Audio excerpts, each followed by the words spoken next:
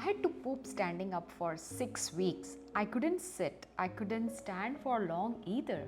There was nowhere safe for my body to be, and every single time I peed, I cried.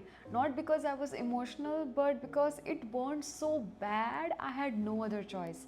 This is the video nobody warned me about, and if you're watching this from your bathroom floor right now, I made this for you. Hi, I'm Shruti, and 15 months ago, after hours of labor, I delivered my baby boy and walked away.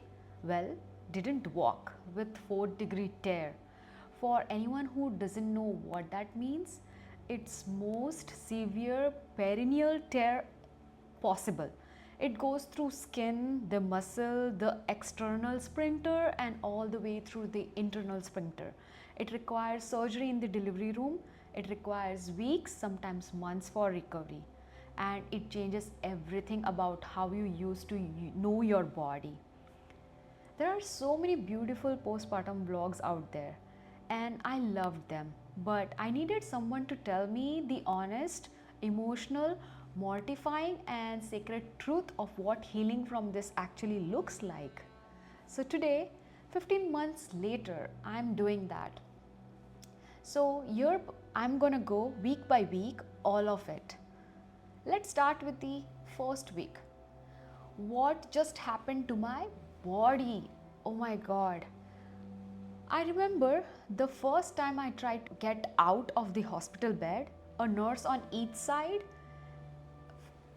I looked calm, and me just felt like crying, not from the sadness, from pure animal shock at what my body felt like.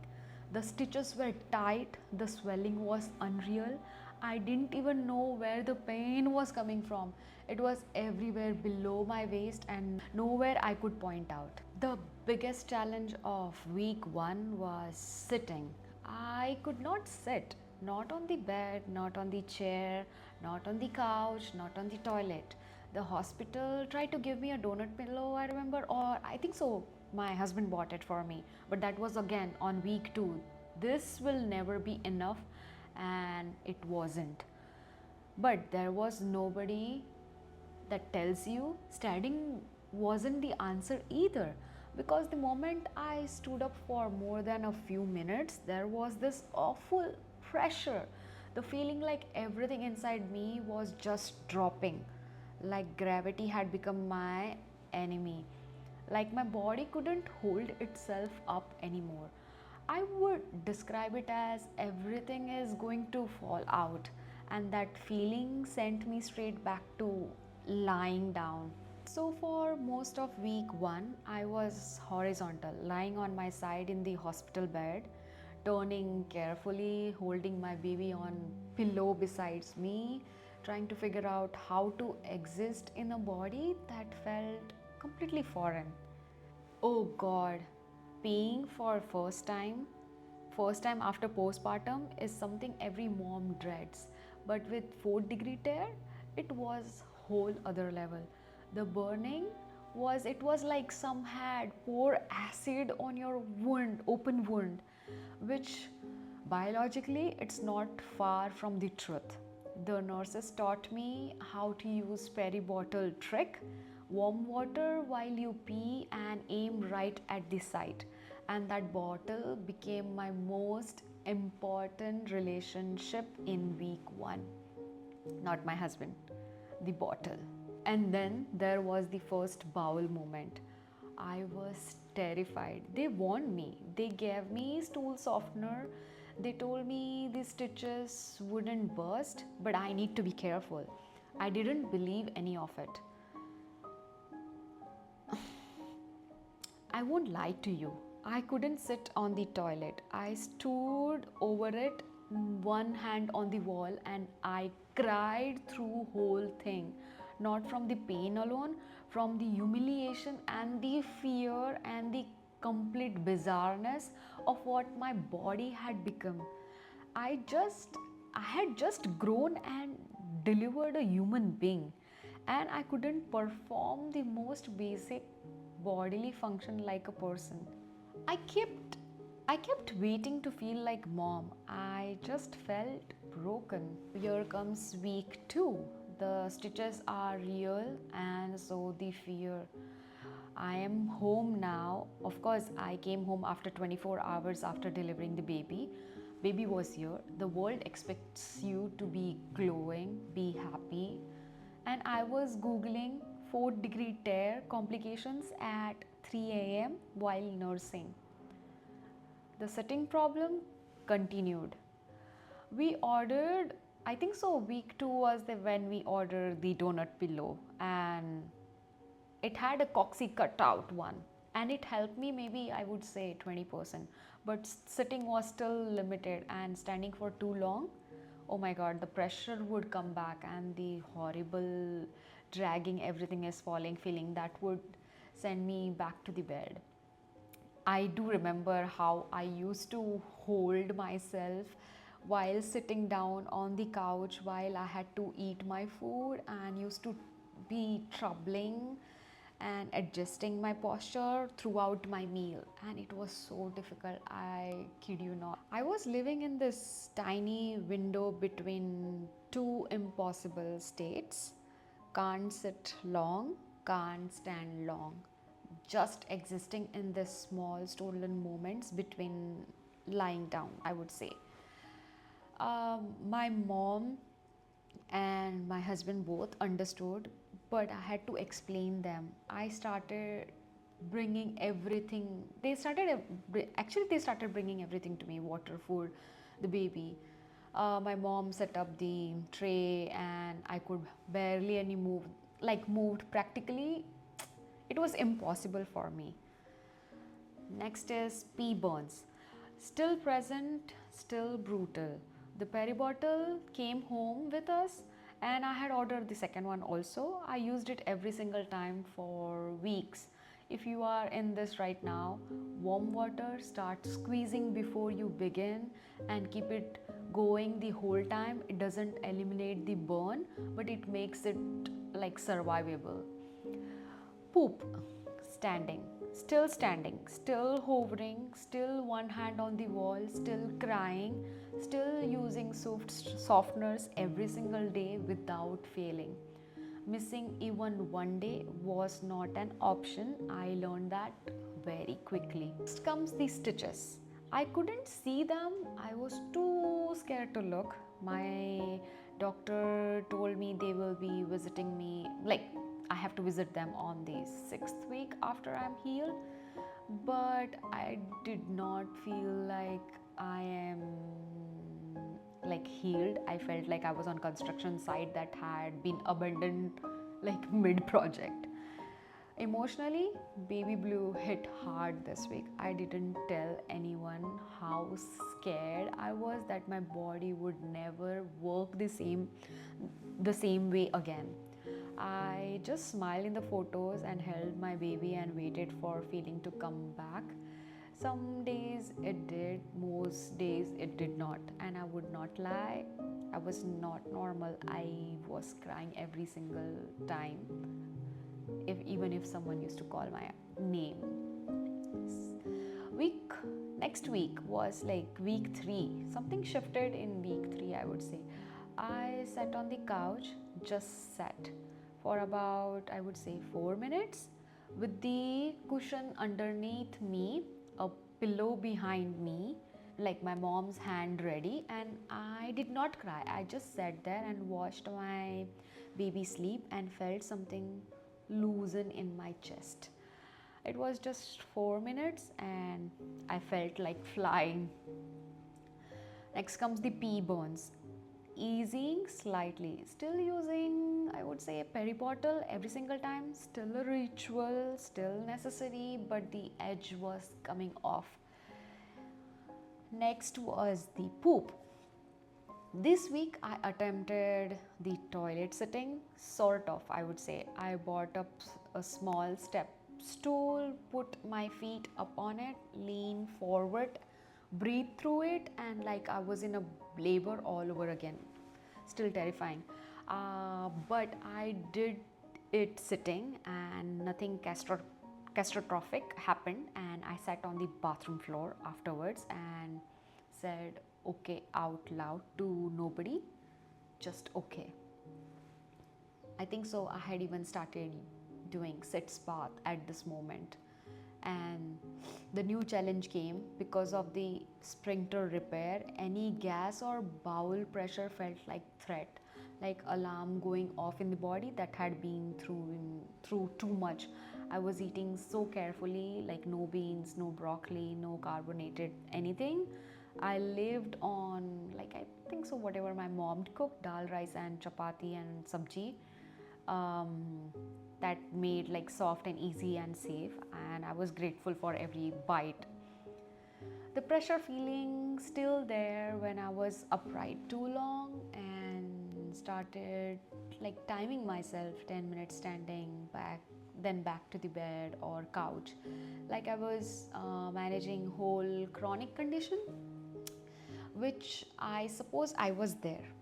um, I think so. I tried to watch something, but nothing was helping me out. Sleep, baby D was up every 2 hours, so I couldn't lie flat comfortably. I couldn't even get up quickly from lying down. Each position changed was like deliberated, slow, sometimes so painful.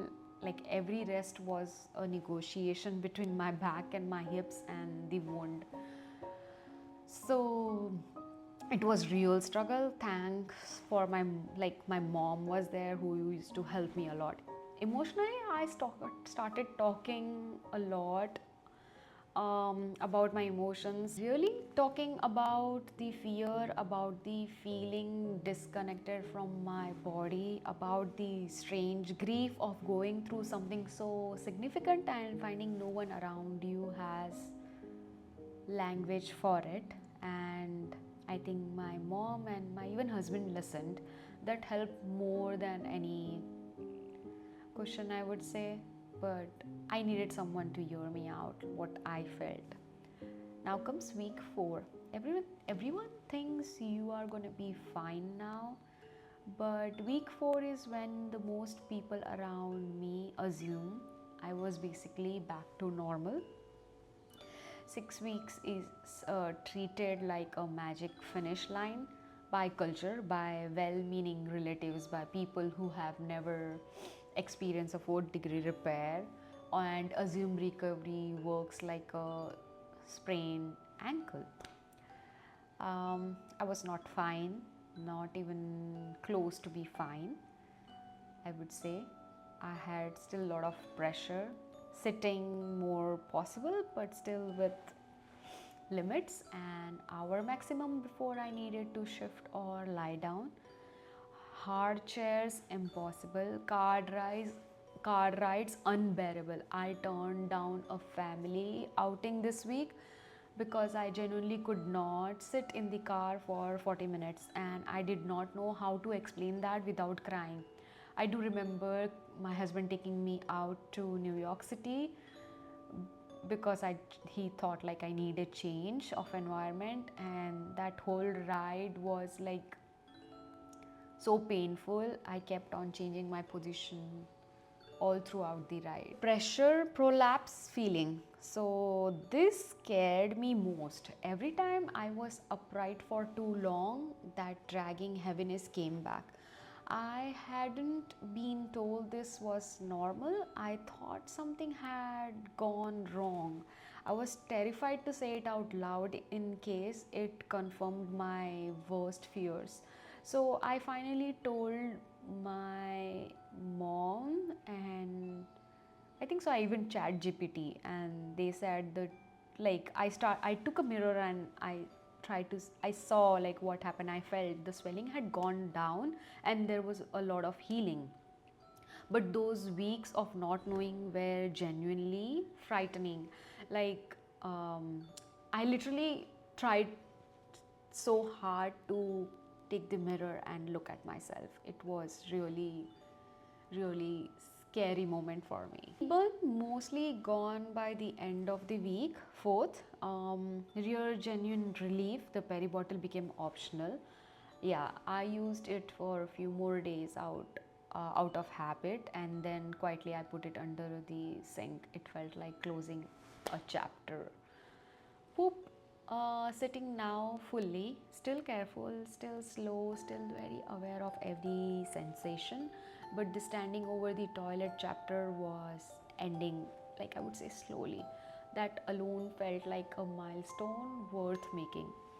I was so shit scared sometimes, like I still used to use diaper. Emotionally, like anxiety was the companion at this week. The 6th week checkup was coming, so I had built it into something enormous in my head. I cried in the shower. I let the water run for too long. It was only one place I didn't had to explain anything to anyone. Yeah, if I still remember those days, I still have teary eyes and I get emotional. So now comes like week 5 and week 6, the 6th week appointment. The 6th week checkup arrived, and I had been both dreading and counting down to this. My OB did an examination. She said that repair looked good. I think so. She used the word excellent, and I wanted to laugh and sob simultaneously because excellent felt like a word from a different universe and the one I had been living in. I wanted to stop here and be completely honest with you. I did not go to PT. In that moment, sitting in that office, still in pain, still exhausted, still terrified of my own body, I could not absorb any more thing, and I could not imagine getting myself and my newborn to another appointment, undressing for another person, navigating something new when I was barely surviving the basics. So I was in too much of pain, too depleted, too overwhelmed. So I did not wanted to go to PT. But I want to say this clearly. I wish I had gone. Looking back, pelvic floor PT would have been a game changer. The, the scar tissue, the pressure, the fear, a specialist could have addressed all of it so much sooner.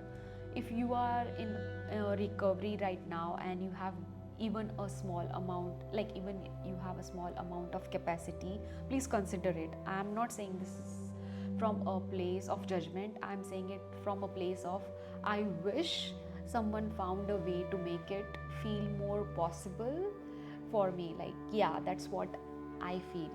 So now comes week 7 to week 12, the slow return. The stretch is harder to narrate week by week because it was less about dramatic milestone and more about accumulation. Small things returning, small fears quietly dissolving, I would say. Week 7, I sat cross-leg on the floor with BBD for the first time. Week 8, I went on walk that lasted like I would say 20 minutes.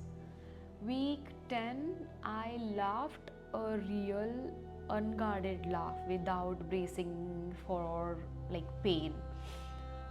Week 12, I realized I had gone a whole morning without thinking about the wound, the pressure feeling fading, not completely gone, but no longer constant. I learned to read my body.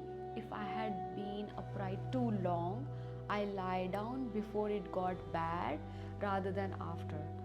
I became very attuned to signals I used to completely ignore. The emotional work in this phase, I had to let myself grieve. A 4th-degree tear is birth injury, a serious one, and we won't have good cultural language for grieving something that happened on what's supposed to be the happiest day of your life. Yeah. I wasn't mourning my baby, I was celebrating him every single day. I was mourning my body's innocence, the way it used to function without me having to manage it, protect it, fear it, or negotiate with it. That grief is real, it's allowed. Give it a space, give it some time, and take one day at a time, I would say.